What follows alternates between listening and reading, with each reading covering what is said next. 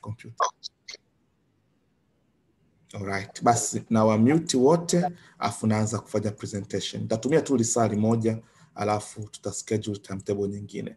Kwa hiyo habari za jioni ndugu zangu, na katika siku ya leo nitawafundisha blockchain technology, lakini nitalenga kule kwenye Forsage Binance. Nataka tufanye connection, nitawapa series za mafundisho ili sasa iweze kawasaidia vizuri katika kufanya Forsage Binance, kuwa na uelewa na kuweza kutumia huo uelewa kuweza kutengeneza fedha. Sasa tunavyoongelea blockchain tunaongelea elimu mpya, ni teknolojia mpya. Wataalamu wengine wanaita haya ni mapinduzi ya 4 ya viwanda, na ni kitu kipya, ni kitu ambacho kina karibia miaka 12, 13. Kwa hiyo na watu ambao wameanza kukiadapti, maana yake sasa hivi kimeanza kutumika katika level kubwa. Sasa tunavyokuwa tunaongelea mapinduzi, kulikuwepo kuna internet ilikuja, na internet ilikuja kurahisisha namna ambavyo binadamu wanaweza wakafanya kazi au wakatumia teknolojia.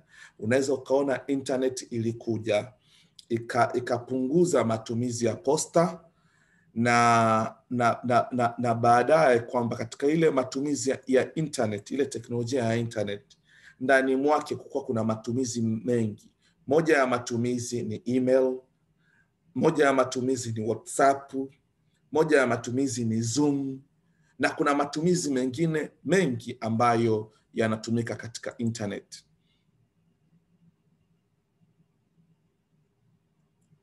Sawa. Kwa hiyo sasa moja ya matumizi ya internet ni hivyo. Lakini sasa haya matumizi ya internet, kwa mfano WhatsApp, Facebook, message za kawaida zimekuja kusababisha posta, ambapo tulikuwa tunatuma email kuweza kuwa na wakati mgumu, kwa sababu hii teknolojia ya internet imekuja kuleta mabadiliko kwa namna ambavyo watu wanawasiliana. Ukiangalia simu za zamani zile za mezani, lakini ukaja ukaangalia kwa mfano kama hii simu yangu hapa, unaweza kukuta kuna mambo mengi sana ambayo yanafanyika hapa ambayo yameweza kuondoa ile simu ya mezani. Ingawaje simu ya mezani itaendelea kutumika, lakini hizi simu mpya, hii teknolojia mpya inakuja, inaishi pamoja na ile ya zamani, lakini teknolojia mpya huwa mara nyingi huwa ina tabia ya kuimaliza nguvu ile teknolojia ya zamani. Mnaweza mkaona zamani pesa tulikuwa tunatuma kwa njia ya posta, kwa njia ya benki au Western Union, lakini ilivyokuja M-Pesa au Tigo Pesa, mnaweza mkaona jinsi ambavyo ilikuja kurahisisha kazi, na watumiaji wa M-Pesa wakawa wengi zaidi hata wa mabenki, na watu wakawa hawawezi tena kwenda kwenye mabenki, hawana uhitaji tena kwenda kwenye mabenki.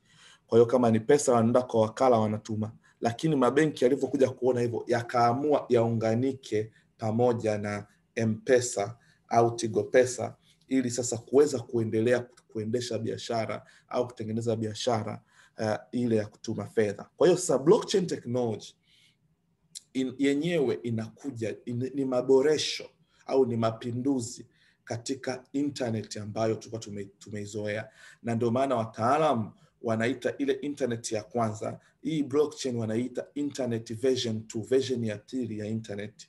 Yenyewe inakuwa inaboresha kile kitu chochote kinafanyika katika internet ya kwanza. Katika internet ya kwanza, kwa mfano mimi nikikutumia picha, nimepiga picha, au ukisema nikutumia haya material, maana yake ninakutumia copy ya kile kitu nilichonacho mimi.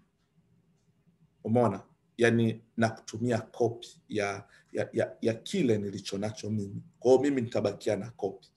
Naweza nikachukua tena hiyo copy nikamtumia mtu mwingine. Kwa hiyo sasa kutokana na kwamba mtu unaweza ukatuma copy mara nyingi, walishindwa kuweka vitu vya thamani katika mfumo wa internet wa zamani, kwa mfano kama kuchukua fedha kuziweka katika internet na kuzituma, kwa sababu mimi nikipiga picha hela nikasema hii ni hela yangu, nitamtumia Jamal, nitamtumia Said, nitamtumia Biba, lakini pesa haitakiwi kuwa hivyo. Pesa inatakiwa ukiitumia mara moja, basi usiitumie tena. Yaani ukiitumia, kama mimi nikikupa shilingi 10,000, basi nikitoa 10,000 tena hiyo maana yake nimetoa fake. Umeona? Kwa kama mimi nikikuuzia hii simu, ni simu yako, nikikuuzia unanipa hela, mimi simu kwangu imeisha. Sasa ukija katika mfumo ambapo labda kiwanja kinauzwa mara 6, mtu anatoa hati karibia 6. Kwa hiyo maana yake hata mfumo wa internet wa zamani ulikuwa uwezi ukaweka vitu vyenye thamani online kwa sababu ya tunachoitwa double spending. Unaweza ukakitumia hicho kitu mara 2, unaweza ukakiuza hicho kitu kwa watu 5, na mwisho wa siku mmiliki halali ni yupi? Sasa kwa hiyo katika internet basi ikabakia na matumizi yale yale ya kawaida. Sasa blockchain yenyewe ilivyokuja ilileta mapinduzi makubwa, kwa sababu kulikuwa kuna uwezo wa kuchukua kitu kama labda mimi nina picha au nina document au nina hati nimeweka kwenye simu yangu. Nikikutumia hiyo hati inatoka kwangu inakuja kwako, na mimi nakuwa sina copy tena ya ile hati. Kwa hiyo siwezi tena nikamuuzia tena mtu nyumba au kumpa tena hicho kitu tena mtu mwingine, kwa sababu dunia nzima yote watajua kabisa kwamba hii nyumba mimi sina, hii hati sina, hati nimechukua nimempa Saidi au Jamal au Biba. Sasa nikishampatia, maana yake ni kwamba mimi nabakia sina kitu chochote.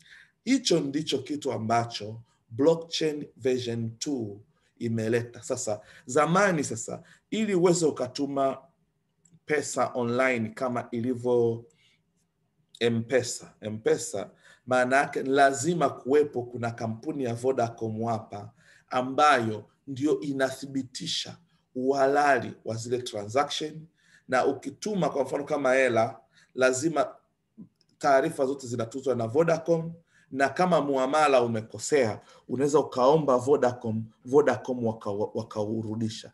Kwa sababu gani? Kwa sababu lazima kuwepo kuna mtu wa kati au mamlaka ya kati ambayo inaweza ikasimamia zile transaction zote ambazo zinafanyika. Na kama ni biashara ya kawaida, mtu mkiwa mnauziana shamba au nyumba, kuna mwenyekiti wa serikali za mitaa, kuna mashahidi wale, na ikiwezekana wanasheria, na kuandikishana kwamba sasa hivi bwana amemuuzia, ili ikitokea kukawa kuna uhuni mtu muuzaji anataka kufanya au mtu aliyenunua, basi ni kwamba tunaweza tukawaita mashahidi na tunaweza tukafuatilia lile swala. Kwa hiyo sasa katika mfumo wa kiinternet wa zamani ni kwamba ili uweze ukatuma kitu, basi ni lazima utumie mamlaka nyingine, kwa mfano kama Western Union au benki. Unachukua hela unawapelekea wao wakishamaliza, kwa hiyo hela inakuwa kwao, wao wanachukua wanamtumia yule mtu wako anaenda pale dirishani anasema umetumiwa hela na good luck. Kwa hiyo wewe sasa wanakupa fedha mkononi, alafu wewe unaondoka. Kwa hiyo mimi kutuma fedha lazima nilikuwa nitumie mtu wa katikati, kwa sababu kulikuwa hamna namna.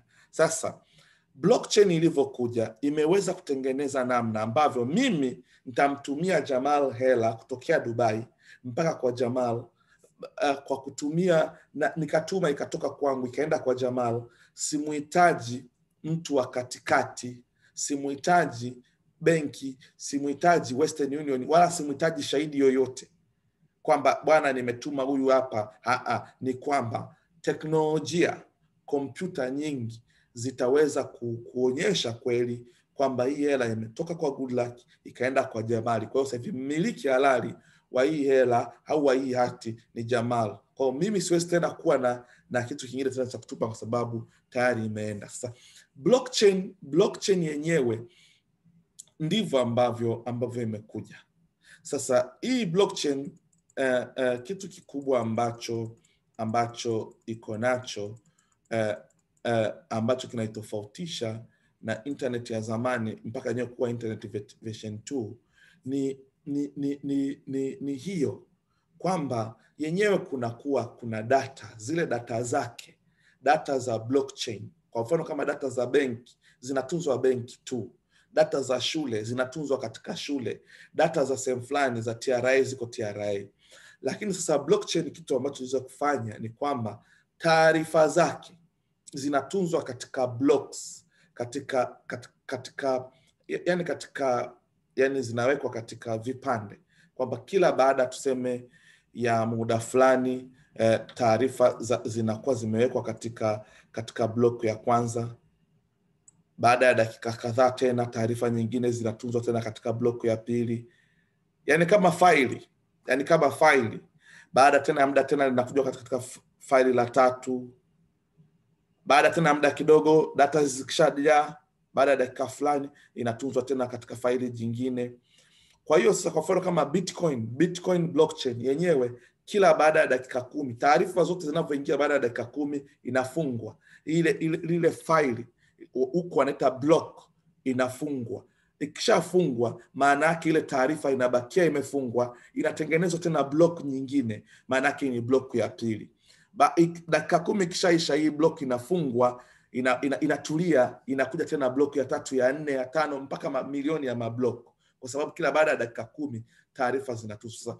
Hii block ambayo ilikuwa ni block ya kwanza inaitwa Genesis block au block ya mwanzo, ambayo hii ilitengenezwa na Satoshi Nakamoto mwenyewe, kwamba ile ni ya mwanzo. Sasa hii block ilikuwa ina serial number, yani ina namba yake ambayo kitaalamu wao wanaita hash, yani wanaita hash. Umeona? Kwa hiyo ile inaweka taarifa. Kwa mfano kama taarifa kwamba I am the first block data, ile taarifa imewekwa pale, sawa.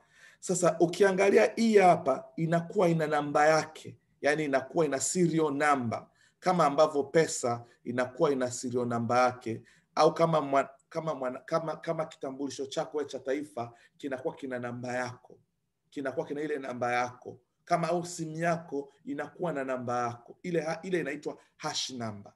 Sasa hash number ukiangalia ile ya kwanza kuna kitu kinaitwa previous hash, yani hashi ya ile block iliyotangulia inapaswa kuwepo. Sasa kwa sababu block ya kwanza ile ya mwanzo ilikuwa hamna iliyotangulia, ndio maana unaona previous hash ni 0. Kwa hiyo taarifa iliyokuwepo labda ni hii. Sasa block ya pili, umeona, inakuwa na ID yake, ina hash namba yake, lakini inakuwa ina namba ya ile block iliyotangulia. Kwa hiyo umeona ile block iliyotangulia ni hii hapa 99B809F332MD2, ambayo ndio hiyo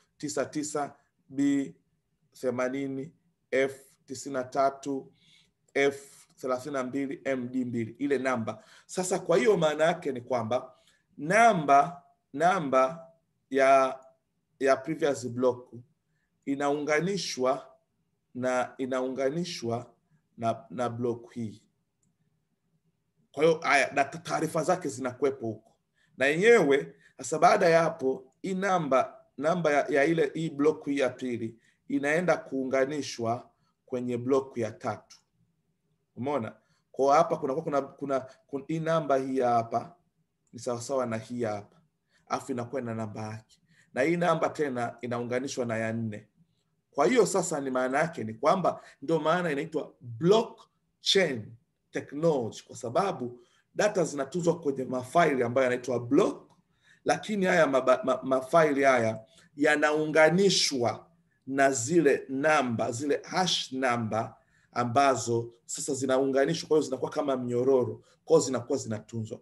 Kwa hiyo maana yake ni kwamba tangia mwaka hapa ilivyokuwa mwaka 2008 ambapo block ya kwanza kila baada ya dakika 10 kumekuwa kuna block. Kwa hiyo imeshatengeneza cheni kubwa ya block ya data ambazo mpaka sasa hivi dakika hii maana yake kuna cheni. Sasa mtu ukitaka kubadilisha, mtu kwa mfano kama hacker akitaka kubadilisha hii hapa hii taarifa, maana yake ni kwamba anakuwa amebadilisha ID ya hii block.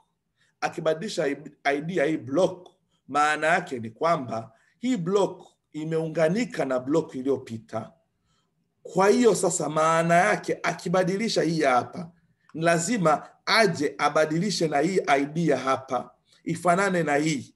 Sasa akibadilisha ID ya hapa ya hii block hapa ili ifanane na hii, anakuwa ameaffect hii iliyopita. Kwa inabidi na yenyewe aende aibadilishe. Akibadilisha hii, anakuta kwamba amebadilisha, ameaffect hii. Ili ikubali, lazima aje abadilishe hii. Ili ibadilishe, ina maana ni lazima aende akabadilishe mamilioni ya block ambayo yapo kuanzia mwaka 2008 mpaka leo, na hicho kitu akifanya ndani ya dakika 10 ndio aweze kuhack blockchain ya Bitcoin. Hicho kitu anayeweza ni mmoja tu, Mwenyezi Mungu peke yake. Lakini kwa akili ya binadamu ya sasa hivi hakuna anayeweza akahack blockchain ya blockchain ya Bitcoin au blockchain, kwa sababu ya mfumo wa data ambavyo umetunzwa, wa kuwepo kuna hash mpya na hash iliyopita. Kwa hiyo ukitaka kubadilisha moja, inabidi ufungue zote, na hilo zoezi inabidi lifanyike ndani ya dakika 10, kwa sababu baada ya dakika 10 zinajibadilisha, yani tena kinaenda kinafunga tena huku. Kwa hiyo sasa, maana yake kupata kompyuta ambayo inaweza ikahack hizi kompyuta zote na kubadilisha, lazima hiyo kompyuta iwe na nguvu ya kutoka duniani. Yani iwe hiyo kompyuta inabidi iwe na nguvu ya kutoa rocket duniani, kuipeleka mwezini, yani ipeleke mwezini na kuirudisha duniani mara 100,000 ndani ya dakika 10. Yani rocket iondoke kwa speed, iende mwezini, irudi duniani, iende mwezini, irudi duniani, iende mwezini, irudi duniani, iende mwezini, irudi duniani mara 100,000. Ndio hiyo kompyuta yenye nguvu ya kuweza kuhack blockchain ya Bitcoin katika dakika 10. Lazima hiyo kompyuta iwe na speed hiyo. Kwa dunia ya sasa hivi hakuna hiyo kompyuta, na gharama yake itakuwa ni kubwa zaidi ya kile kitu unachokihack. Ndio maana tangia blockchain ya Bitcoin imeanza, wanasema moyo wake haujawahi kusimama. Imekuwa ikifanya kazi, hakuna mtu ambaye amehack, na hakuna mtu ambaye tayari ameshaweza kufanyaje, ameshaweza kuisumbua. Kwa hiyo sasa, hiyo ndio maana ya blockchain. Ni data, yani ni data, lakini zile taarifa zimetunzwa katika blocks, na blocks zimeunganishwa. Ndio blockchain. Chain ni kama mkufu, si unaona zile mishanga, zile chain zinakuwa zimeunganika. Kwa hapa, hiki hapa kimeunganika na hiki hapa kimeunganika na hiki hapa, miaka na miaka kwenda nenda rudi. Okay, sasa baada ya kuelewa hiyo blockchain hiyo blockchain ilivyo, sasa hapa kuna sifa za blockchain. Yani hii blockchain maana yake ni kwamba hizi taarifa zinazotolewa kwa hii data ya blockchain au sehemu ambapo hizi data zinatunzwa, au servers au zile kompyuta ambapo hizi taarifa za kwenye blockchain zinatunzwa, ni decentralized. Decentralized maana yake hakuna central authority, yani zimekuwa distributed, yani hamna kompyuta moja ambayo inatunza hizo data. Maana yake ni kwamba ngoja ni mute wote. Maana yake ni kwamba zile ziko decentralized. Maana yake, ngoja niwaonyeshe, kuna picha moja ambayo niko nayo, ambayo mnaweza mkaitumia mkaweza kuangalia. Ngoja nilifungue file hilo, alafu nitawaonyesha. Nataka mpate the best knowledge ambayo itaweza kuwasaidia. Ngoja niwaonyeshe, ninalo file moja, phase2 presentations. Okay, hii hapa. Ngoja niwaonyeshe. Hii hapa. Ngoja niwaonyeshe, inashuka hapa hivi. Sasa ukiangalia, hii hapa ni picha ya dunia, ni picha ya dunia. Lakini iko teknolojia zaidi, inaonyesha kuna doti nyingi, vidoti vingi. Sasa zile computer nodes ziko hivyo, yani ni vikompyuta vingi vimeunganika, vimetengeneza network moja. Vile vikompyuta viko duniani, hata simu hata nini zina ile software ambazo zinakuwa connected. Sasa hizi kompyuta ndipo ambapo taarifa zile, unaona kwa mfano kama hivi hapa ambazo zimeunganika, hizi hapa zilivyokuwa zimeunganika hizi, tuseme hizo ndizo kompyuta. Ndio sasa taarifa ikiingia katika blockchain inasambazwa katika mamilioni ya kompyuta duniani. Sasa ni nani aliyeweka haya makompyuta? Hapa ni mtu yoyote anaweza kaweka hizi kompyuta, wewe, mimi, tunaweza tukaweka tumedownload ile software ya blockchain, tukawa sisi tunakuwa tunaitwa computer nodes. Sasa sisi utaniuliza sasa kwa nini sasa nifanye hicho kitu? Unafaidika nini mimi kwa kwenda kuisupport network ya Bitcoin?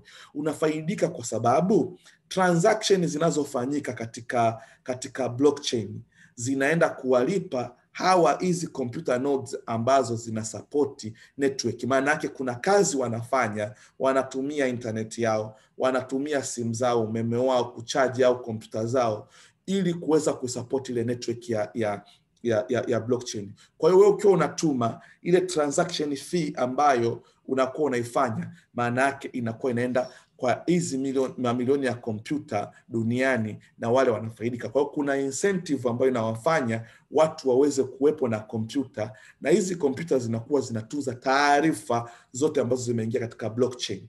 Sasa zile zinakuwa zinasambazwaje? Ngoja nikuonyeshe. Kwa mfano ukiangalia hii picha hapa, utaona taarifa imeingia hapa. Umeona imesambazwa. Angalia katika hiyo picha, utaona katika hiyo picha ambayo nimeionyesha. Ifuatilie, utaona vina move. Blocks zile zina move. Vinatoka tena, utaona vina move. Kwa hiyo taarifa inavyokuwa inaingia, inaenda inasambazwa katika mamilioni ya kompyuta. Sasa na mtu anavyotuma message kwenye grupu, ile message inasambaa, inaenda katika watu wengi. Hata kama mtu amezima, akiwasha simu, atakuja ataipata. Kwa hiyo ndio sifa ya kwanza ya blockchain, kwamba ile ni decentralized, hamna central authority, kwa sababu hamna ofisi, hakuna mmiliki, isipokuwa ile inakuwa inatunzwa katika mamilioni ya kompyuta duniani, ambayo hayo mamilioni ya kompyuta yanaitwa computer nodes. Kwa hiyo kitu chochote kilicho kwenye blockchain kinakuwa kinasambazwa. Kwa hiyo sasa hakuna sehemu ambapo utasema kwamba fungeni, sitaki kuwaona nchini kwangu, kwa sababu ziko sehemu tofauti duniani. Hata ukifunga kompyuta nusu, bado hizi nusu zitaendelea kusupport. Hata ikibakia kompyuta moja iko vizuri, inaweza ikasupporti blockchain ya network, kwa sababu yenyewe inakuwa ina operate vile. Maana yake data zinatunzwa kwenye kompyuta nyingi, kwa hiyo uwezi ukaifunga. Huo ndio usalama uliopo katika blockchain. Lakini blockchain pia ni open source. Program yake ipo wazi. Yani ipo wazi katika mazingira kwamba haijafungwa. Kuna softwares au kuna program ambazo zenyewe ni closed source.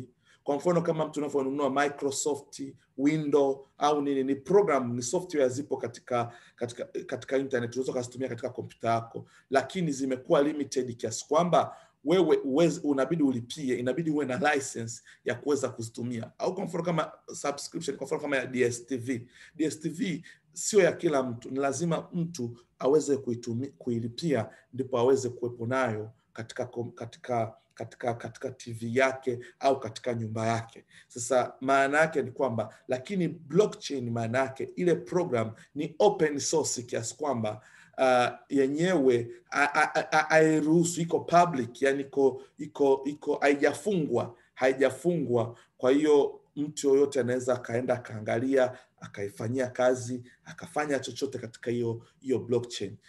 Cha tatu kabisa, blockchain ni transparent. Transparent maana yake miamala yake ipo wazi, tangia muamala wa kwanza mpaka wa mwisho. Hakuna hata kitu kimoja ambacho huwezi ukakiona. Ndio, yani kila kitu kiko transparent, kila kitu kiko wazi. Unaweza uka-audit, unaweza uka-verify, kwa sababu zile taarifa ziko kwenye mamilioni ya kompyuta na ziko wazi kwa mtu yoyote. Kitu cha Sifa nyingine ni public. Public maana yake mtu yoyote anaweza akatumia. Sio private kwamba hapana. Ni public, unaweza ukaenda. Ni sawasawa kwa mfano lilivyo kanisa au msikiti. Mtu yoyote ambaye ana imani ya kile ambacho kinafanyika msikitini au ana imani ya kile kinachofanyika anaweza akaenda. Milango iko wazi, unaweza ukaenda, hakuna mtu anakukataza kwa sababu ile ni nyumba ya Mungu. Ingawaje sasa kuna watu wametengeneza, lakini ile inaita watu wote, kama unataka kupata amani njoo msikitini, kama unataka kupata amani nenda kanisani. Maana yake ni public, tofauti na kwa mfano ambavyo kuna vitu vingine ambavyo ni private, uwezi ukaingia. Kama ni shule inakuta inafika kwamba kuna vitu hivi vina hivi, lakini ile blockchain ni public. As long as una internet, as long as una simu au kompyuta, unaweza ukaitumia, haimzuii mtu yoyote. Kwa mfano ukiangalia mfumo wa kibenki sio public. Lazima uwe na kitambulisho cha taifa, uwe na barua serikali za mitaa, uwe na vitu fulani, ndipo unaweza ukafunguliwa akaunti benki. Umeona? Kuingia Tanzania lazima uwe na passport. Kuna vitu vingi ambavyo sio mtu yote anaweza kaingia, labda uwe raia. Lakini when it comes to blockchain, iko wazi kwa mtu yote anaweza kafanya. Pia blockchain ni immutable, yani ina immunity. Immunity ni kinga, kwamba miamala yako au cryptocurrency zako haziwezi kubadilishwa na mtu yoyote. Kwa mfano, mtu ukiwa katika M-Pesa unaweza ukatuma, mtu anaweza kukutumia pesa afa akaomba ile transaction ibadilishwe. Unaweza ukaenda benki, unaweza ukashangaa mtu ameweka hela kimakosa kwenye akaunti yako, ukaiona hela afa ile hela ikatolewa. Lakini katika blockchain maana yake ni kwamba ile miamala inakuwa inakinga, ni immutable, yani inakinga. Muamala ukishaenda, umeenda, hakuna mtu wa kubadilisha, hakuna mtu anaweza akaja huko akataka kuchezea akaunti yako kwamba kurudisha, au mimi nimekutumia afu nataka kukutapeli tena kurudisha. Hapana. Ile blockchain maana yake ile taarifa imetunzwa. Kitu kikishaenda, kimeenda, hakiwezi kurudi, kwa sababu kinaenda kwenye, ni sawasawa na mtu video za mtu zivuje. Video mbaya zikivuja, zikatapakaa kwenye simu nyingi, uwezi ukazirudisha. Kile kitu kimeshaenda viral, sema kimeshaenda kwenye public. Kwa hiyo sasa hizi blockchain zina immutability. Kuna sifa ziko nyingi, lakini ni kwamba blockchain ndivyo ilivyo. Sasa hii blockchain inatumika kufanya nini? Hii blockchain ambayo sasa ndio imekuja sasa, imewezesha, kwa sababu kwa kuwa na public, maana yake ni kwamba watu wote wanaweza wakaona, kwa sababu ni decentralized. Maana yake ile taarifa imetumwa. Kwa hiyo mimi nikikutumia wewe kitu, public yote, dunia nzima yote inajua kwamba mimi Goodluck tayari kitu nimeshampatia Jamal, au nimeshampatia Biba, au nimeshampatia mtu mwingine yoyote.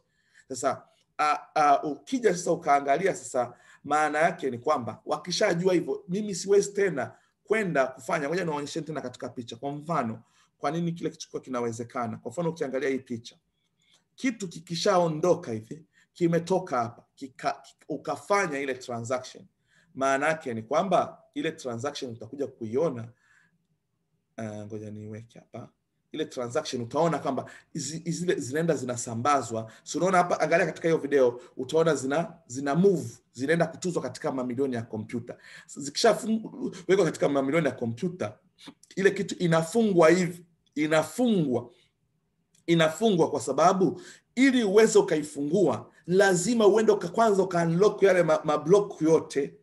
Lakini pia zile taarifa ziko katika mamilioni ya kompyuta ambayo nilikuwa nimekuonyesha. Kwa mfano ukiangalia hivi hapa, hii picha hii hapa, umeona hivi vikompyuta vyote ambavyo viko hapa, ni sawa sawa kwambia inaenda kaviaki vyote, yani kaviaki zile kompyuta zote. Nyingine ziko Marekani, zingine ziko India, nyingine ziko Tanzania, nyingine ziko Mwanza, nyingine ziko China, sehemu tofauti duniani.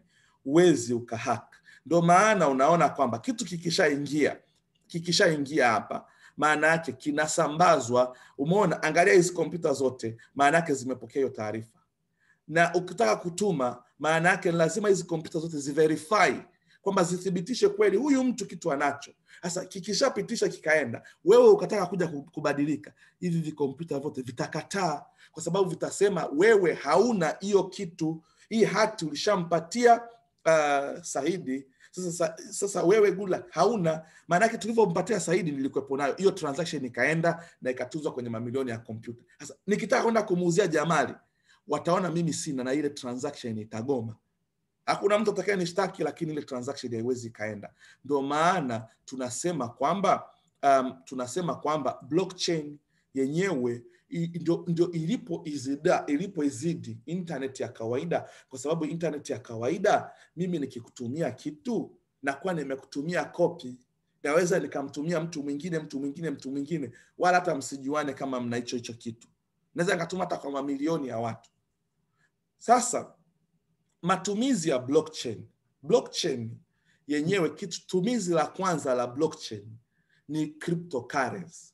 Cryptocurrency ni application. Kwa mfano ukiangalia internet inatumika kwenye kitu gani? Unaweza ukasema inatumika kwenye sim banking, inatumika kwenye Facebook, inatumika ambapo sasa pale sisi kwa Kiingereza zinaitwa applications. Applications ni matumizi. Unaweza download application ya Facebook, application ni matumizi. Kwa hiyo zile application zinazofanyika ndani ya blockchain technology, hizo ndizo matumizi, kama ambavyo application zinafanyika katika internet. Umeona? Kwa mfano kama hii Zoom ni application mojawapo. Kwa ziko application nyingi kubwa na ndogo ambazo zenyewe zinafanya kazi, nyuma yake kuna teknolojia ya internet. Sasa hizi cryptocurrency ni moja ya matumizi ya blockchain, kwa sababu hizi cryptocurrency ni fedha za kidijitali, ni fedha ambazo zipo katika mfumo wa blockchain, zipo katika mfumo ambapo taarifa zake au miamala yake inakuwa imetunzwa katika block of data, blocks za data ambazo zimeunganishwa. Transaction zikifanyika katika cryptocurrency, manake ile miamala inakuwa imetunzwa katika sehemu tofauti, na transaction zikifanyika ile miamala iko immutable, uwezi ukabadilisha, kikishaenda kimeenda. Au mtu ukiwa nayo hakuna mtu anaweza kaitoa, kwa sababu hakuna watu, ile taarifa ipo ndani. Yani ili mtu aitoe lazima aweze kuhack mamilioni ya kompyuta duniani, kitu ambacho sio. Sasa hizi cryptocurrency kwa Kiswahili zinaitwa sarafu za kidijitali. Sasa hizi zenyewe kwa mfano ilivyo Bitcoin, Ethereum, Litecoin, Doge, yako maelfu, karibia cryptocurrency, ziko cryptocurrency zaidi ya 10,000 duniani. Lakini hizi cryptocurrency zenyewe ni application ya blockchain. Blockchain ndio ambayo inatumika kwa ajili ile miundo mbinu ya blockchain, ndivyo. Lakini wanaoitengeneza ni watu wanatengeneza application, hasa zile zinakuwa ni cryptocurrency. Sasa hizi cryptocurrency ukiangalia maana yake ni kwamba zenyewe zipo katika mfumo, zinakuja katika mfumo wa mining, kwamba kuna zoezi inabidi lifanyike ambao ni mining, kwamba mining ya hizo cryptocurrency kuna kazi ambazo zile computer, distributed computer zinafanya, ambapo ni kusolve hesabu kubwa sana. Kwa zile kompyuta kusolve zile hesabu kubwa sana zinatumia umeme, zinatumia cooling system ili iweze kufanya mahesabu, ili kuweza kupata ile namba. Sasa ile namba ni kama kodi tu, kama ambavyo hivyo M-Pesa ilivyo ni fedha ya kidijitali, lakini wewe unachopewa kwenye M-Pesa unapewa namba. Ile namba ina encryption. Au kwa mfano wewe unavotuma uko hapa hivi, unatuma message ya WhatsApp hapa, maana yake ukiangalia siku hizo wamesema hii WhatsApp ina end to end encryption. Maana yake wewe unavotuma hii message hapa kwenye simu yako, itapita hapa katikati, itapita hapa. Yani kuna watu wakati wengi, kuna mamlaka mengi mpaka inakufikia hapa. Lakini inapopita katika hii hapa, maana yake inakuwa encrypted, inakuwa imebadilishwa kiasi kwamba hapa mazingira ya kati hakuna mtu anaweza akaisoma hiyo nani. Itakuja kusomwa hapa mwishoni vile ambavyo mimi nimetuma nikikutumia wewe message, maana yake mimi ninavyoisoma ndivyo na wewe utakavyoisoma, lakini hapa katikati hamna mamlaka yoyote ambayo inaweza ikaiona hiyo message, hata wafanyaje, kwa sababu imekuwa encrypted. Sasa tunavyoiongelea cryptocurrency, maana yake inatumia teknolojia ya cryptography, na cryptography ni level kubwa ya encryption, ambayo sasa mtu akikutumia cryptocurrency itakuja hiyo kwako, itatoka kama namba, utatuma kwamba okay, nimemtumia Bitcoin kadhaa kutoka kwenye wallet yangu, itakuja kwako. Hapa inapopitia kote kuna hiyo cryptography, itaenda itasoma kwenye wallet yako. Hiyo inasaidia kusiwe na cryptocurrency fake, yani kusiwepo na cryptocurrency fake, kama ambavyo dola mtu anaweza kaiprint akatengeneza dola fake na ikatumika ikaingia katika mfumo, au ambavyo serikali zinaweza zikaprint pesa nyingine na ikaingiza kwenye mfumo. Basi cryptocurrency hauwezi ukaiprint. Ni sawa sana na kiwanja kikiwa kimoja, basi kitakuwa kimoja, hata kama ukiwa nakipenda hawawezi kukiprint au wakakitoa photocopy. Kiwanja kitabakia kiwanja na kitakuwa ni hicho hicho. Watu tu wao wenyewe, kama unakitaka basi kilipie bei kubwa ili uweze ukakipata. Kwa hiyo hamna cryptocurrency fake, na ile cryptocurrency ikitumwa kwenye wallet yako ukaiona, basi jua kabisa kwamba hiyo ni cryptocurrency yako, hiyo ni haki yako, na hiyo ni mali yako, na wewe hakuna mtu wa kuiondoa. Sasa hizi sarafu za kidijitali hizi ni codes tu, ni namba, yani ni namba tu, ni codes. Sasa mtu atauliza kwamba matumizi, thamani yake inapatikana wapi? Kwa mfano Bitcoin leo inauzwa $31,000. Imetoa wapi ile thamani? Thamani ya kitu inapatikana katika matumizi, sio katika maongezi. Kwa mfano nikisema hivi, mimi hii chupa ninaitumia kuweka maji au juice ili niweze kunywa. Kwa hiyo maana yake ni kwamba mimi nitatoa labda shilingi 10,000 ili nipate hii chupa niweze nikaitumia. Ila shilingi 10,000 yenyewe kama yenyewe siwezi kuitumia mimi kunywa maji. Siwezi kuitumia mimi shilingi 10,000 kujitibu. Ila shilingi ile pesa ninaitumia mimi kwenda kupata kitu chenye thamani. Natumia pesa mimi kwenda kupata matibabu. Matibabu ndio nayahitaji, lakini pesa kama pesa haiwezi kanitibu. Ninatumia pesa ili mimi nilipe mahari ili nipate mke, lakini pesa kama pesa siwezi kuioa.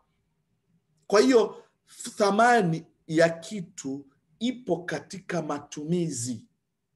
Gari lina matumizi kwa sababu linatumika kusafirishia watu. Dhahabu kama dhahabu, matumizi yake ni kwa sababu watu wamesema tunaivaa, ni urembo. Mtu akivaa anasikia raha. Umeona? Kwa hiyo maana yake, na kwa sababu dhahabu ni chache, basi maana yake watu wanavyoitumia, wanavyotoa hela ili kuipata hiyo dhahabu, ndipo ambapo wanaipa thamani na bei yake inapanda.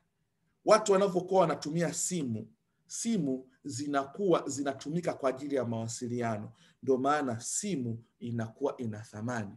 Vumbi kama vumbi lenyewe hatulitumii, labda tu wale vijana wasikiza wasema vumbi la Mkongo. Kwa nini lenyewe linakuwa lina thamani, lakini ili vumbi linalochafua miguu na kuchafua nyumba, kwa nini hatulitumii? Kwa sababu watu wameamua kulipa matumizi. Wanaliamua kutumia kwamba watu wamekipa matumizi, na kuna watu wanauza na wanatengeneza pesa. Sasa maana yake na hizi cryptocurrency ni kwamba watu wameamua kuzitumia, na watu wameamua kutoa hela ili wawe nazo. Kwa hiyo wanakuwa wanazitumia, kwamba mimi natumia Bitcoin kutuma fedha kutoka Dubai kwenda Zanzibar au kwenda Mwanza au kwenda Kagera bila kupitia kwa mtu wakati. Sasa yale matumizi ndio yanasababisha zile cryptocurrency zinakuwa. Ukiangalia mwaka 2010 bei ya Bitcoin moja ilikuwa inauzwa senti 1. Kwa hiyo ungekuwa una $100 ungepata Bitcoin 10,000. $100 ungepata Bitcoin 10,000. Sasa Bitcoin 10,000 sasa hivi ni zaidi ya $300,000,000, karibia trilioni, yani karibia bilioni karibia 800, karibia bilioni 800. Yani ile $100 sasa hivi inakupa bilioni 800 za Kitanzania. Sasa ni nini kimeisababishia zile Bitcoin kupanda? Ni yale matumizi, watu wameamua kuitumia. Sasa ikiwa ina matumizi na kwa sababu Bitcoin ni chache, ziko milioni 21, basi maana yake inabidi sasa amwezi mkazitoa photocopy, amwezi mkatoa feki, au amwezi mkaziongeza. Kwa hiyo ina maana demand ya ile Bitcoin inaongezeka, lakini supply yake iko pale pale. Kwa hiyo maana yake ndio thamani yake inakuwa, kwa sababu watu wanaitumia. Na hizo cryptocurrency nyingine watu wanazitumia. Kwa hiyo blockchain inaleta matumizi ya cryptocurrency. Hiyo ni tumizi la kwanza. Kwa hiyo uwezi ukaitenganisha blockchain na cryptocurrency, kwa sababu ni sawasawa useme kwamba unatenganisha gari na matumizi na mafuta. Mafuta yanatumika kwenye gari. Umeona? Mafuta yanaweza kutumika kuwashia moto, yanaweza kutumika kuendesha mashine, yanaweza kutumika kwenye kitu kingine. Lakini blockchain na gari aliwezi likaenda bila kutumia mafuta. Kwa hiyo sasa, technology ile inatumia token, inatumia hizi cryptocurrency katika kuweza watu kuweza kuitumia. Kwa hiyo hizi cryptocurrency japokuwa ni fedha za kidijitali, ni digital currency, lakini pia hizi cryptocurrency ni asset kwa sababu zinapanda thamani, lakini pia ni token kwa sababu zinaenda kutumika kusaidia katika matumizi ile ya blockchain. Lakini blockchain ina matumizi mengi. Matumizi mengine ni smart contract. Yani smart contract hizi smart contracts ni application. Watu wengine wanazita DApps, decentralized application. Kwa mfano kama ambavyo katika internet kuna applications zilizo Facebook, Instagram, WhatsApp, YouTube, Zoom na application nyingine. Yale ni matumizi. Sasa katika blockchain pia imetengeneza application zake ambazo zinaitwa smart contract au decentralized application. Hizi ni kweli kuna watu wanaandika codes, zile codes maprograma, namna ambavyo hii application ifanye kazi, na ile application zile code, line of code wanazi-upload au wanaziingiza ndani ya blockchain. Kwa zile application zitakuwa zinajiendesha zenyewe ndani ya blockchain, zinakuwa zinafanya kazi ndani ya blockchain. Ndio maana zinaitwa smart contract. Ni mikataba ambayo inaji-execute yenyewe, inajiendesha yenyewe. Hauhitaji kuwepo na mashahidi, hauhitaji kuwepo na watu wakati, hawahitajiki, isipokuwa tu zenyewe zinatumia miundombinu ya blockchain, kwa sababu blockchain imeruhusu application kufanyika juu yake. Ni sawasawa kwa mfano ilivyo Android au ilivyo iOS device. Ukiangalia hapa katika simu yangu utaweza kuona kuna applications ziko nyingi sana. Ziko application nyingi, maana yake zinaweza zikakaa katika ile operating system ya Android. Kwa hiyo nikiwa na simu kama hivi naweza nikazi access pale, nikazipata, kwa sababu kuna watu wamezi-upload, naweza nikazi access. Kwa hiyo na katika blockchain watu wanaweza wakafanya creativity, wakatengeneza application, zile application zikatunzwa. Kwa hiyo wewe ukiwa na internet, unaweza ukazi access, kwa sababu sifa ya blockchain ni public na ni open source. Kwa hiyo mtu yoyote anaweza akazi access. Kwa hiyo hizi decentralized application, application mengi, kuna mengine yanatumika kwenye insurance, mengine yanatumika katika taxi, mengine yanatumika katika pension funds, mengine yanatumika katika media, mengine yanatumika katika sports, mengine yanatumika katika kamari.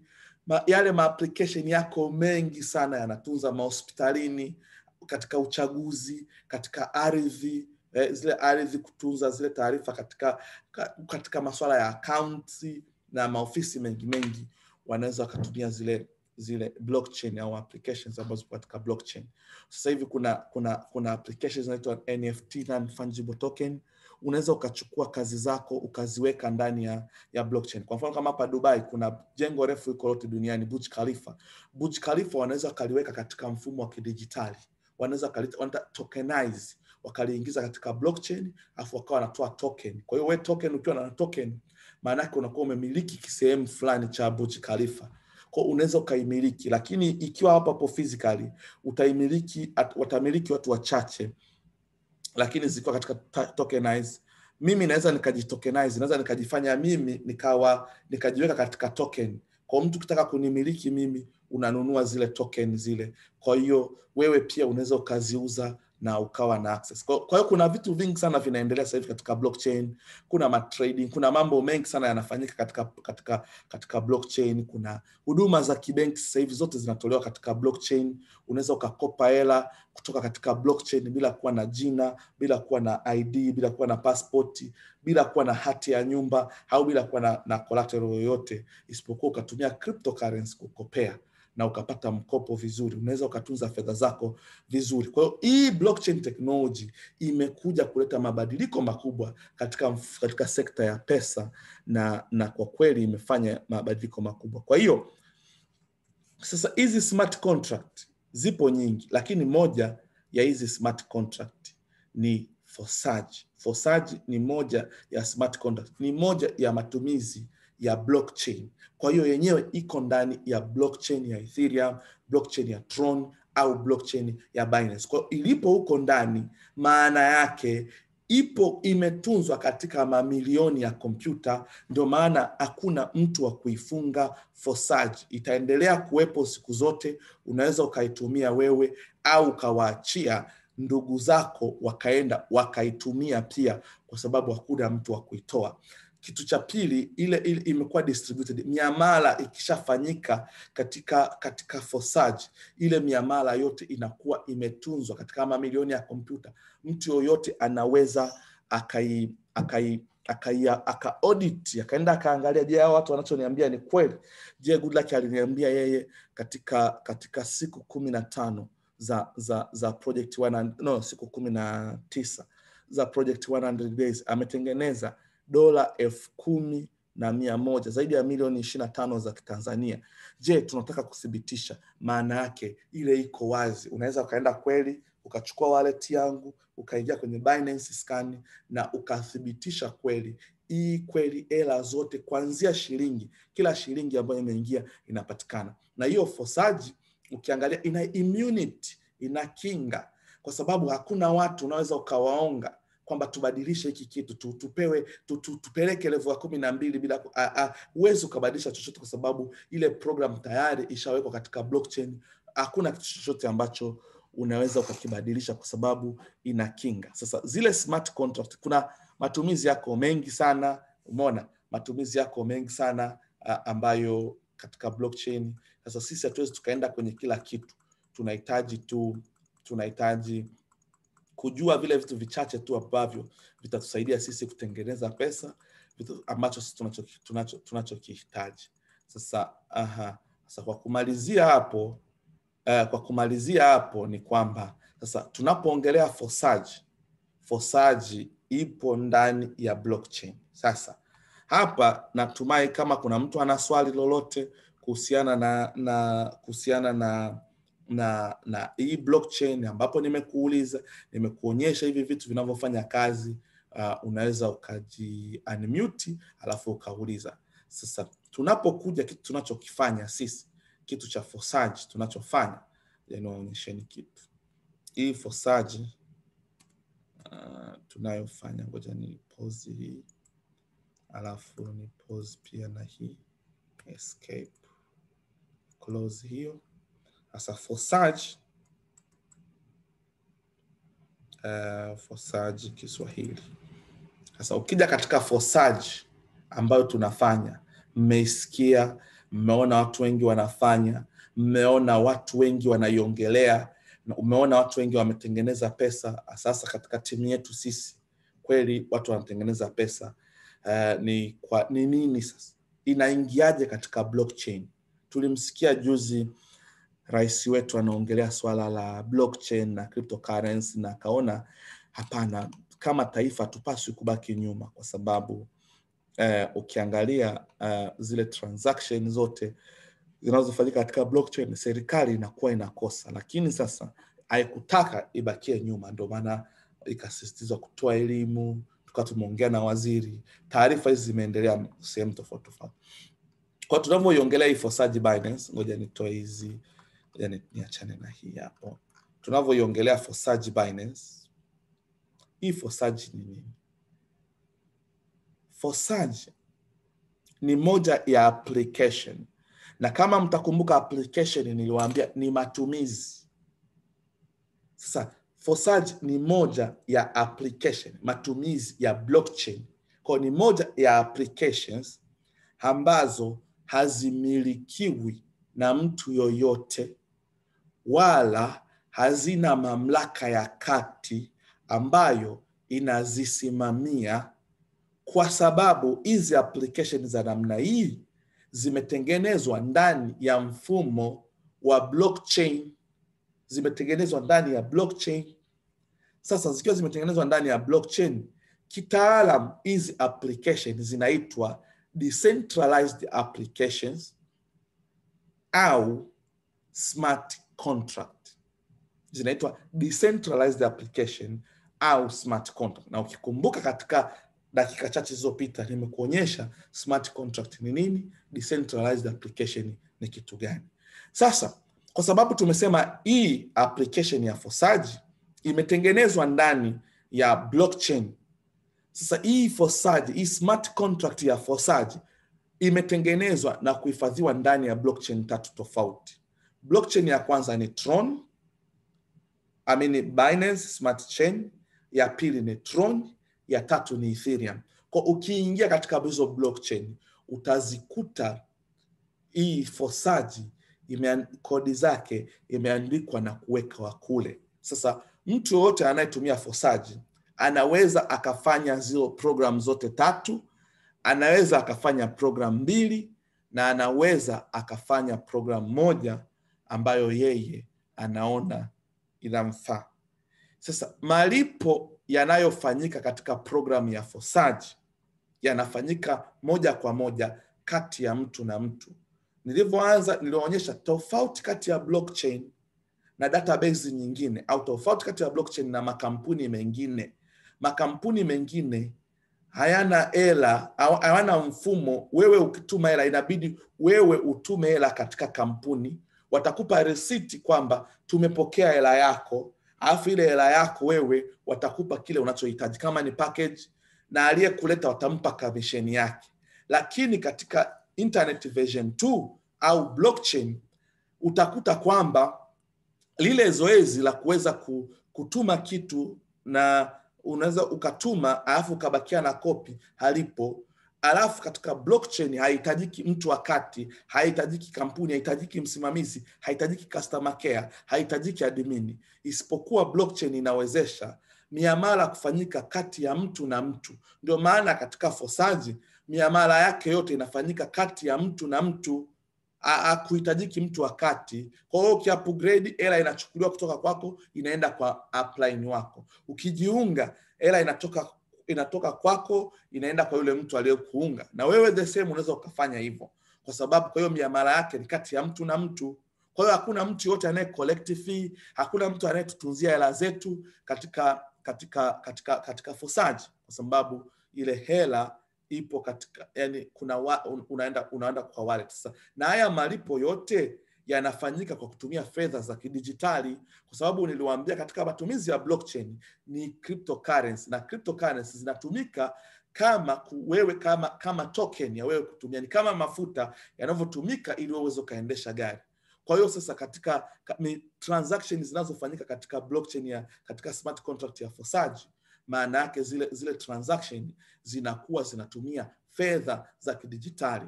Kama unatumia blockchain ya Binance, basi utatumia BNB na BUSD, na kama unatumia blockchain ya Tron utatumia Tron au yani TRX token. Ukiwa unatumia Ethereum basi utatumia Ether token au Ethereum.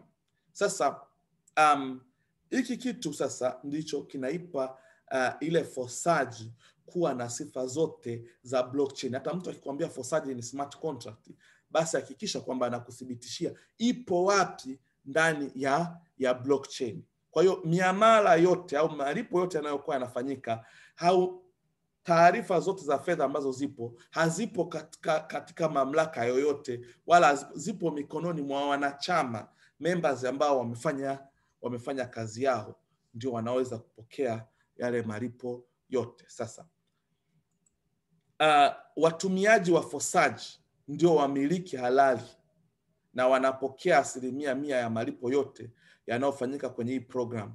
Malipo haya wanayapokea moja kwa moja kwenye wallet zao, mfano Trust Wallet, Token Pocket, MetaMask, Binance Smart Chain au Binance Smart Chain Wallet. Sasa hapa ndipo utakuja kuona kwamba katika Forsage haina mmiliki, hakuna watu, ile application iko pale. Ukiitumia ukafanya transaction yako inatoka kwako inaenda unapokea malipo mazima. Sasa hivi ukifanya transaction kwa kutumia M-Pesa, lazima hela ikatwe, service charge wakate. Wakishakata lazima wakukatie kodi, lazima hiyo hela ipite kwao, lazima iende kwa watu wengine, na ikienda kwa watu wengine bado wana uwezo wa kurudisha ule muamala, bado wanaweza wakautoa. Wewe unaweza ukawa na hela sasa hivi kwenye account yako benki, freeze benki, wakaamua freeze account yako, wakafunga account na zile hela zote zikaondoka. Lakini cryptocurrency ukiwa na wallet yako, hakuna mtu anaweza akaihack isipokuwa wewe mwenyewe.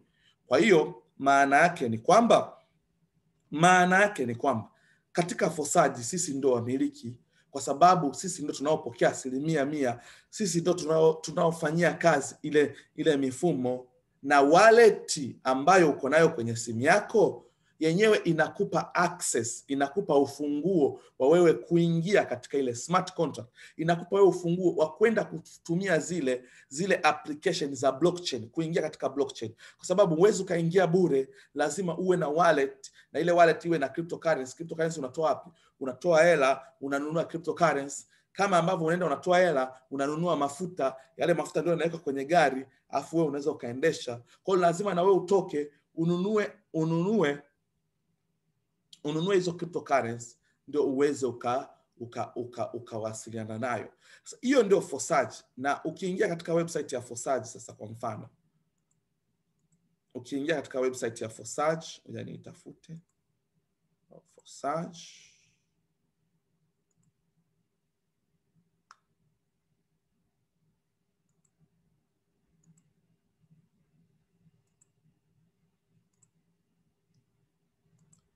ukiingia katika website ya Forsage, yani kwenye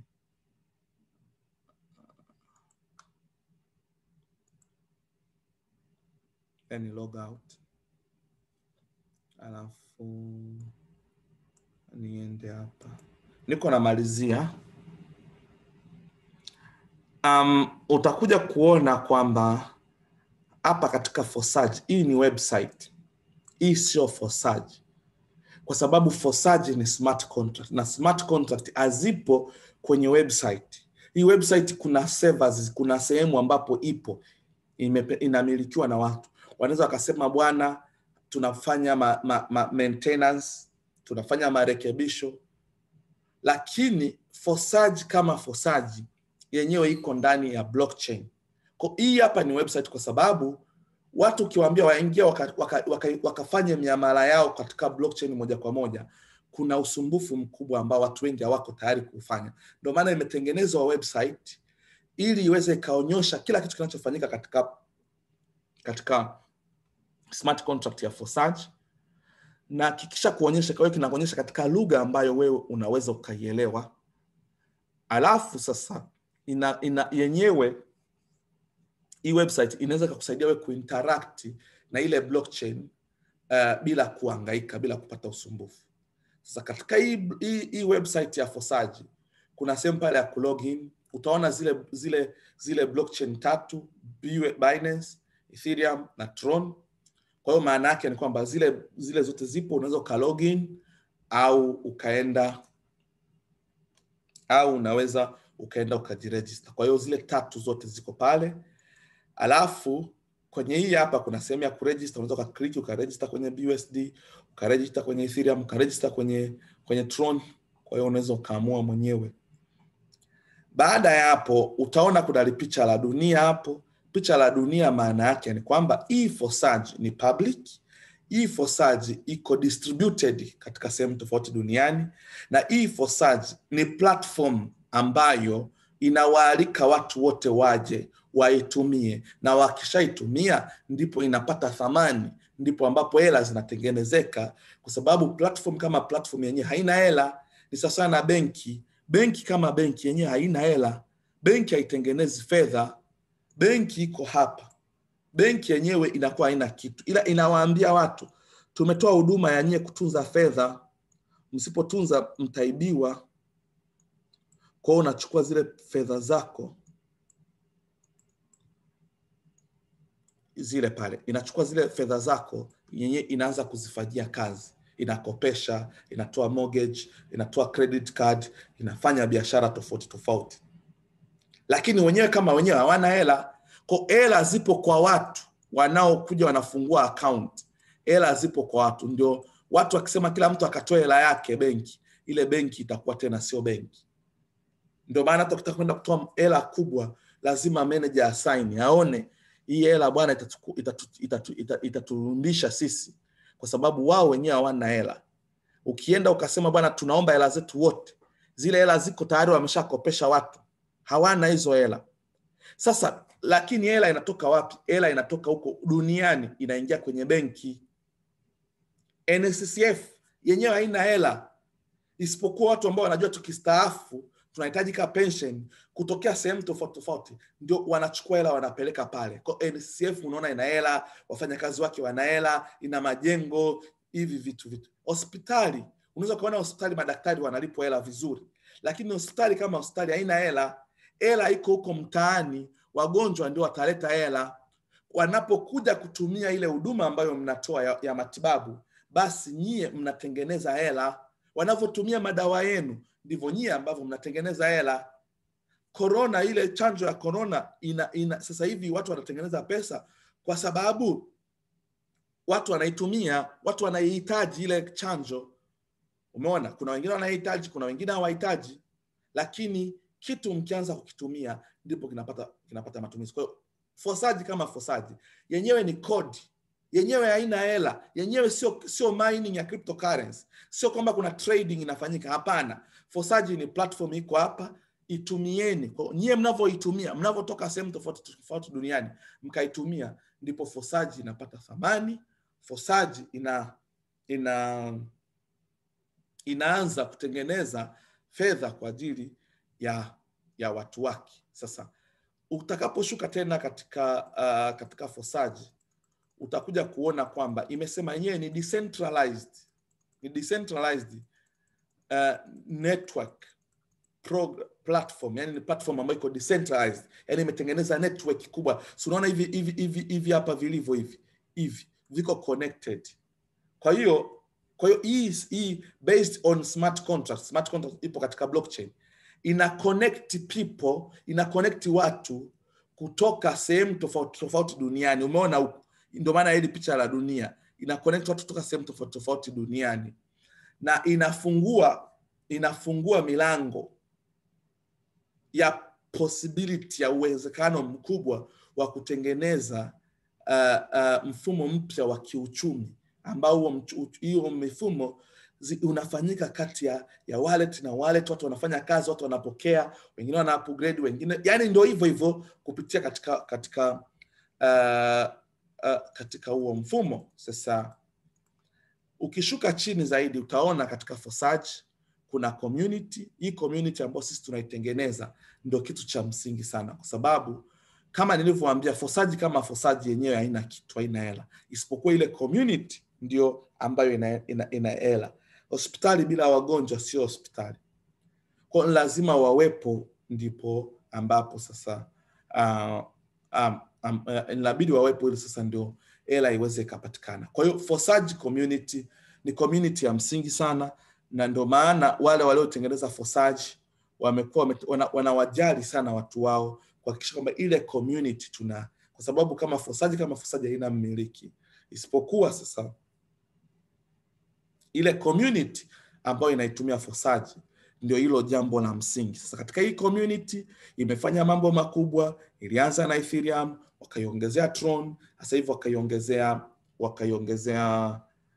wakaiongezea Binance, lakini wamepanga kuwa na community kiasi fulani, kuwa na smart city, kwa kuna mji ambao ni smart na at the same time kuweza kutengeneza cryptocurrency yake. Kwa hiyo community inapokuwa imekuwa kubwa, basi maana yake tutakuwa na cryptocurrency ya Fosaji. So ukiangalia, ukishuka chini, inakupa idadi ya watu 1,585,375, lakini pia utakuja kuona fedha ambayo imepatikana so far ni dola za Kimarekani bilioni 1.4 billion au bilioni 1,467,346,281. Hii hela imepatikana kupitia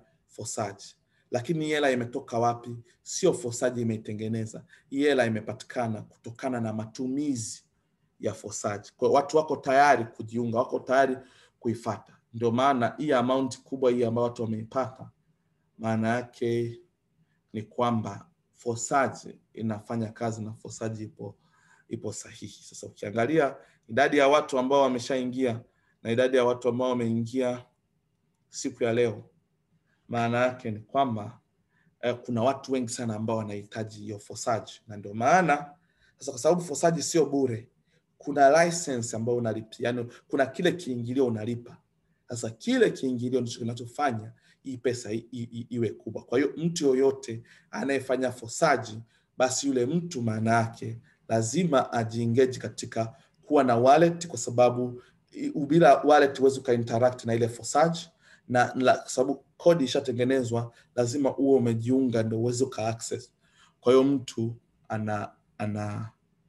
anaweza sasa akajiunga. Kwa hiyo akiwa anajiunga, wewe pale unakuwa unapokea pesa. Ndicho kinachofanyika. Kwa hiyo ukiona hizi hela zimefanyika, maana yake kuna watu wamenunua na kuna watu wameuza zile smart contract zao na wameweza kujitengenezea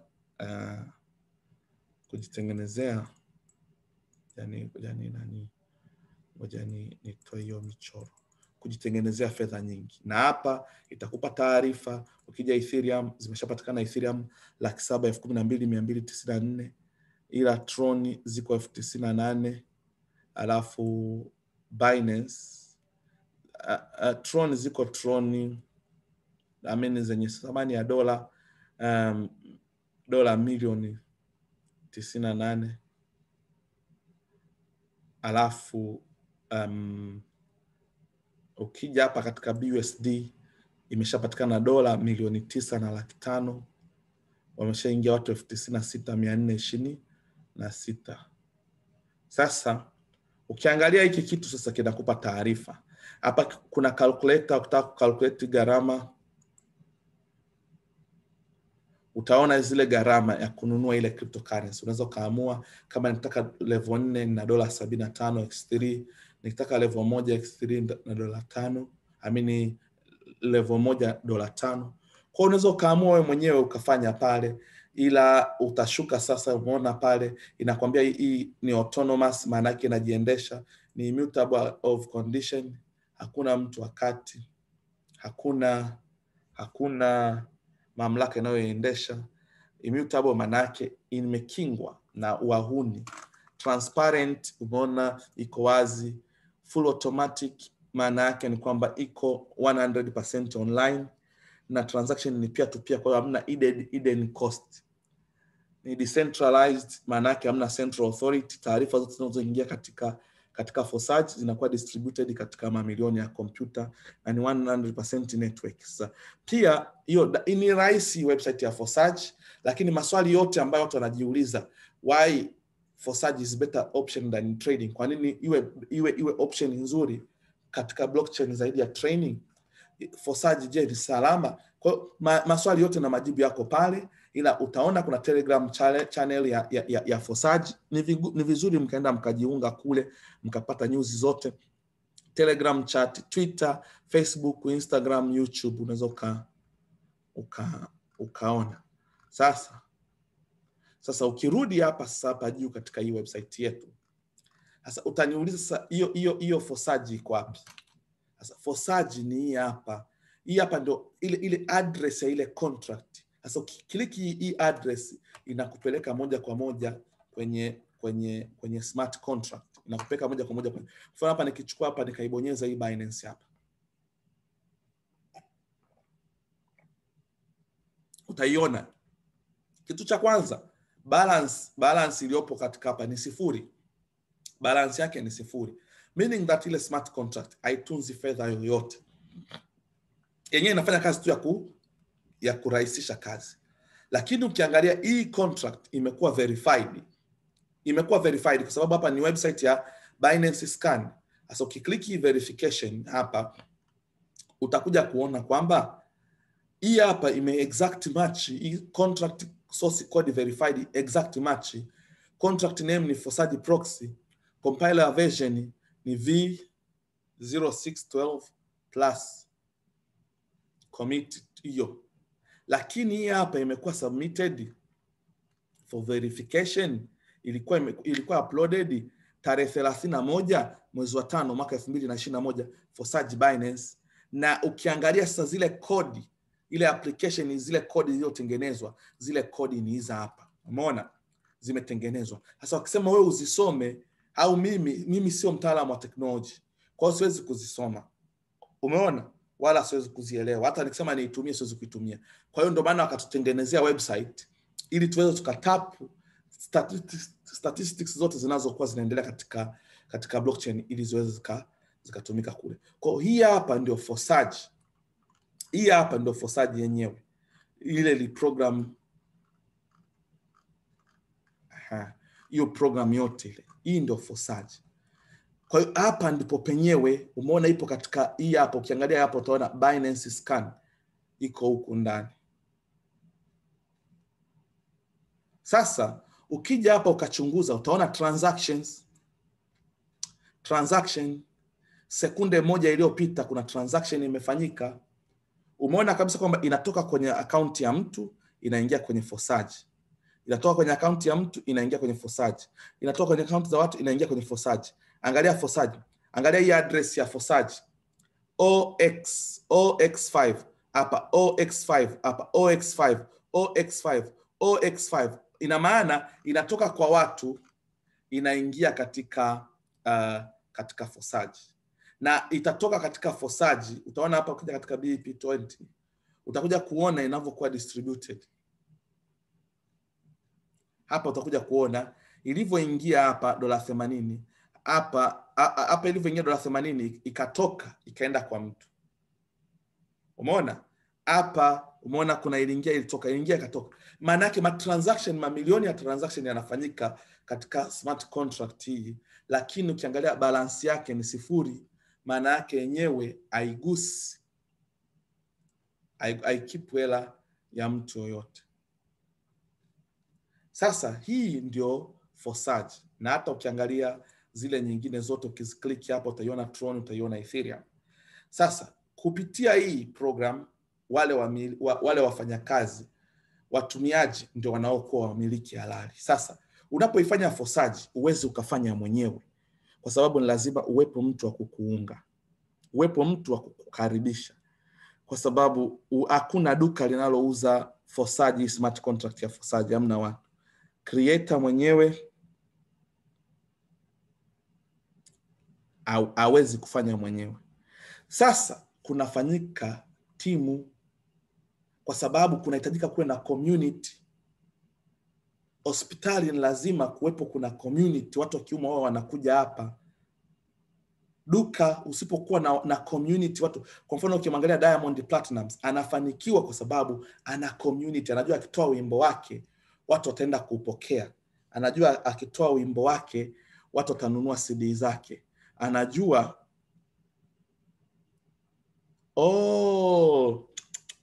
kuna message nilikuwa sijaiona. Niliombwa break ya dakika 15. Sasa ndo naiona hiyo sasa hivi. Jamali, samani, ebu naomba basi ujiunmute. I say sikujua, yani nimeisoma message sasa hivi.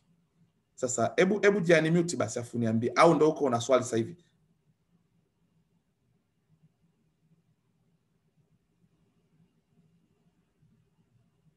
Jamal, Biba au Slim Dad, unaweza mkajiunmute yoyote.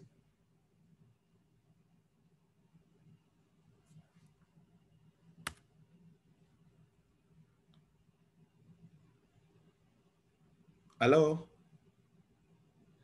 Unaweza ukajiunmute Slim Dad Baishe. Unaweza ukajiunmute afu ukatoka. Unanisikia?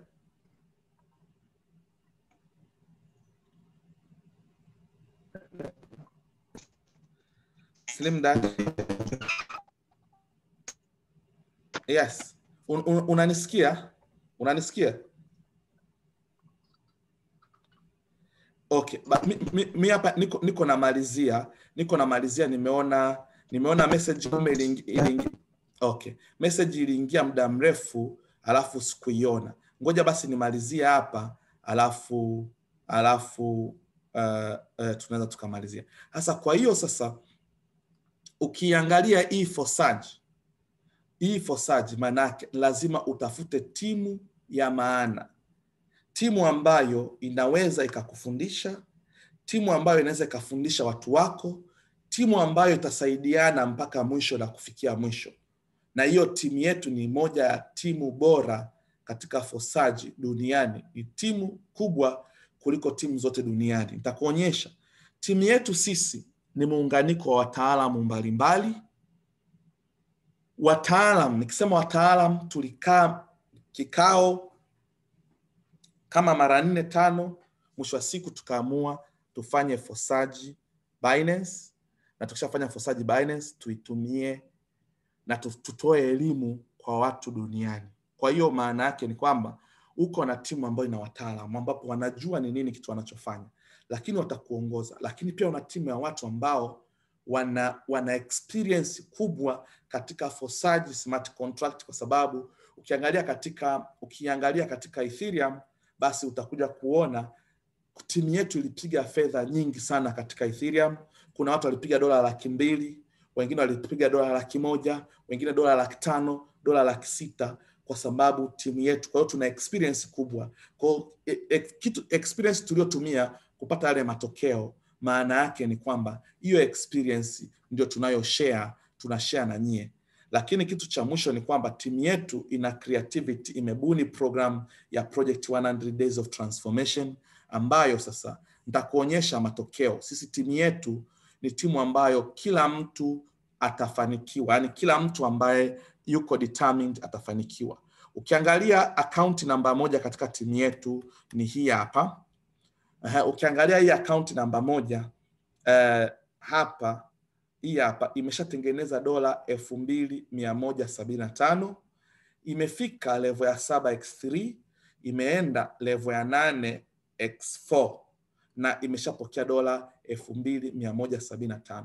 Hii account kiukweli ina mtu mmoja, kwa sababu ni mtu mmoja tu ndio amefika hizo level za juu. Mtu huyo mmoja ni account ambayo tulifungua kimakosa, ikaja ikaingia hapa, kwa hiyo tukaifunga. Kwa hii na mtu mmoja, lakini imeshatengeneza fedha nyingi. Sasa ukiangalia partners wake utakuja kuona kwamba huyo partner mmoja ana $3,365, $3,365 ni huyu hapa, ID namba 406, ndio ya pili kutoka katika timu yetu, ina $3,565. Sasa nikiingia hapa kwamba hiyo ndio sababu ambayo wewe unapaswa kufanya kazi na timu kama yetu, kwa sababu kila mtu, hakuna watu ambao wataingia kwetu alafu wana nia ya kufanikiwa wasifanikiwe. Labda mtu yeye mwenyewe tu ndio aamue kwamba sitaki kufanikiwa. Ukiangalia huyu mtu ana ID namba 406, yeye katengeneza $3,365,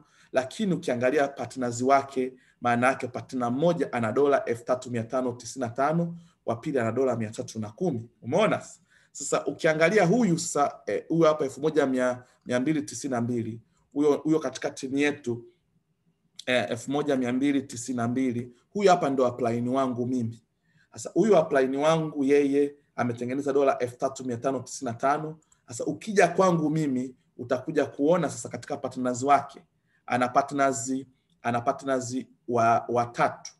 Umeona? Partner wa kwanza ana dola 100, partner wa pili ana dola 25, maana yake huyo ndo ameanza. Lakini mimi hapa na dola 4905 ambazo nimezipokea zote, sijashare na mtu, niko mwenyewe, nimepokea nika upgrade. Na ukiangalia huyu hapa upline wangu na yeye yupo katika level ya 7x3, level ya 8x4. Tumebakiza tu level 4 kumaliza. Kwa hiyo tutamaliza level 12 sote na tutafikia yale mafanikio ambayo tumepata. Sasa ukija mimi sasa katika wallet yangu utakuja kuona 1357. Hii hapa ndo wallet yangu. Haya, ukiangalia hii wallet yangu nimepokea dola 4905 ambapo mimi nimesajili watu watatu, niko level ya 7 juu, level ya 8 chini. Na ukiangalia sasa partners wangu na partners hawa, partner mmoja ana dola 1410, partner wa pili ana dola 5200. Sasa ukija huyu hapa ndo ameanza juzi, bado hajapata. Sasa hii 5200, sasa ukija katika huyo partner, sasa ukija ukaangalia hii hapa ID namba 1426, hii hapo ni timu yetu.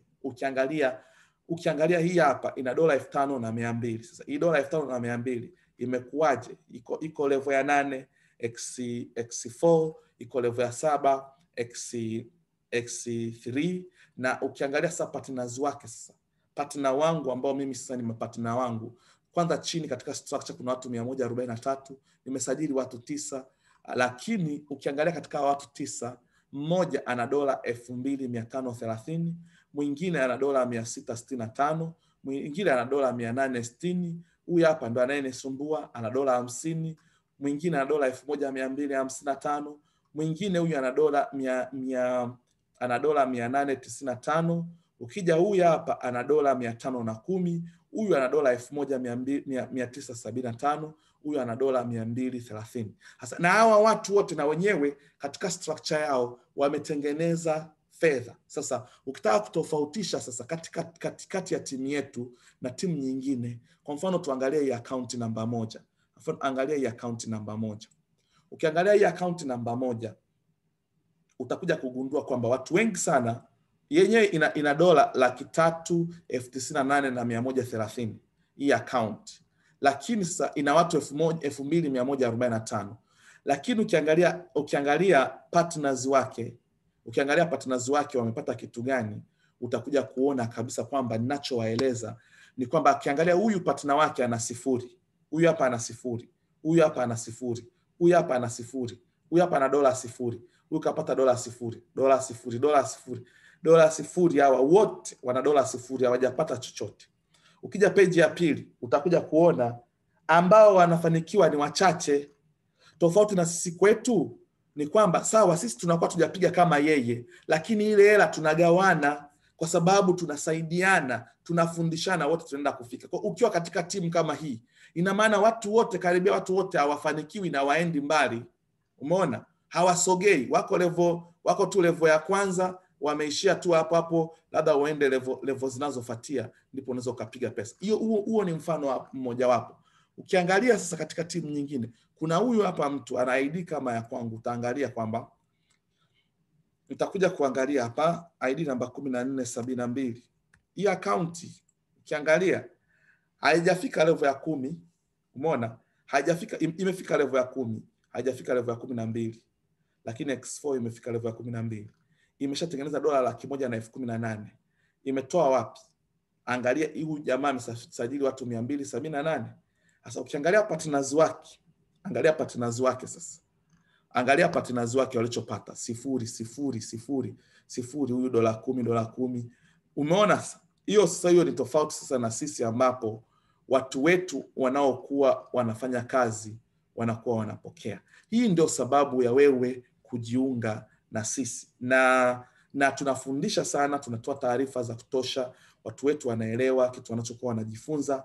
Sasa maana yake ni kwamba leo siwezi kuwafundisha kila kitu, maana yake tena kesho nitawafundisha fosaji inavyofanya kazi, X3, X4, kwa nini tumechagua X3, ukiingiza mtu mmoja unapata mtu ngapi, nitakupa namba, ukitaka kupata $10,000 ufanyeje, ukitaka kupata $100,000 ufanyeje, inabidi usajili watu wangapi, hata ukianza na level 1, hata ukianza na level 3, ukianza na level 5, bado unao uwezo wa kufikia yale malengo unayotaka kufikia. Kwa hiyo sasa maana yake tumeshaanza, yani tumeshaanza shughuli. Kesho tena ikifika saa 11 ya Tanzania, kesho ni Jumamosi, tunaweza tutawasiliana. Kama ni saa 10 tunaweza tukakubaliana, tukishakubaliana alafu tukaanza, kwa sababu saa 12 kuna master class. Nitawafundisha fosaji inafanyaje kazi vizuri, nitawafundisha namna ambavyo tutakavyoenda kuanza, alafu baada ya hapo tutalaunch. Tukisha launch nitawafundisha project 100 days. Sisi tuna promotion.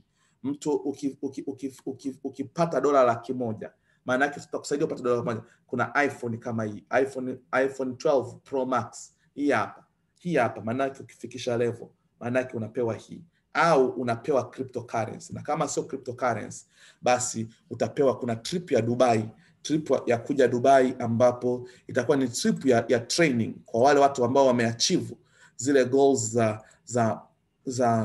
za project 100 days. Ngoja nikuonyeshe hapa hivi. Hii hapa kuna hiyo promotion hapa, ambapo kwa wale wote ambao tunawaita achievers, kuna hiyo hela ambayo watakuja, ambacho ile tiketi utakuja kulipiwa, utapewa tiketi. Ukishapewa tiketi hapa, ya kuonyesha zile iPhone hizo hapa. Kwa wale watu ambao wataachieve, nitawaonyesha kigezo cha wewe kununua kupata ile iPhone, lakini utaweza kupata cryptocurrency ukikataa iPhone. Lakini kuna hiyo safari ya kuja Dubai ya mafunzo, na hii program hii fosaji tunakuja kulaunch project Become Millionaire, ambapo tutakuwa tunatumia fosaji XXX. Kwa sasa hivi katika project 100 days of transformation tunatumia fosaji X3 na fosaji X4.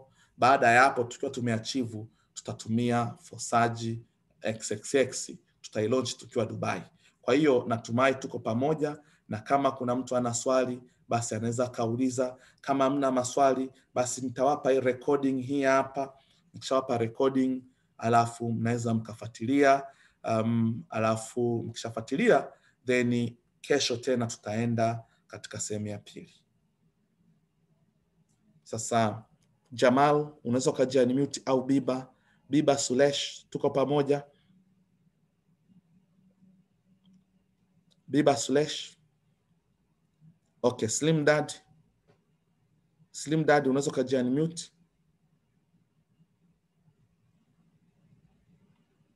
Okay, basi mimi na end hii meeting, tutaonana. Asanteni sana na jioni njema.